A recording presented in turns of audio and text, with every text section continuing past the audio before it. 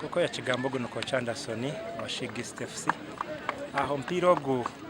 to me ebyo kwega mu bibiri bingi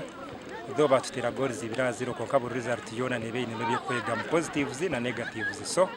yo ntekereza ngo bitwayiga mu nibingi team balance positional awareness nebintu bingi communication language the positional awareness most especially nicyo kintu kinayega mu munonga kandi manyangu ebintu byo nebyabaho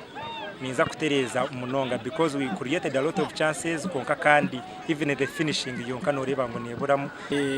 nco ri kurebera turonda friendlies za kirabe z'empango noreba watera nkashigisti no watera kirabe mpango kose kayijiriho kikagati yatayira twagitereye mu 0 hati twagaruka twagitayira aye twagitereye 2-0 kikumanyisa ngo buriya abana bakaba batakonjireho konka hati bonjireho turontuetebenkanisiza kuzajinja kushamba Super 8 bashigisti tubikwetebekanisa impaka za regional league ezikutandika biri kuna mukaga kusiku 17 so twasingwa 2-0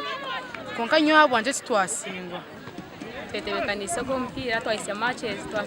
matches mukaga twakaruzinjire mwenemwe kandi turiyo twetebekanisa zezi 8 teams eziri jinja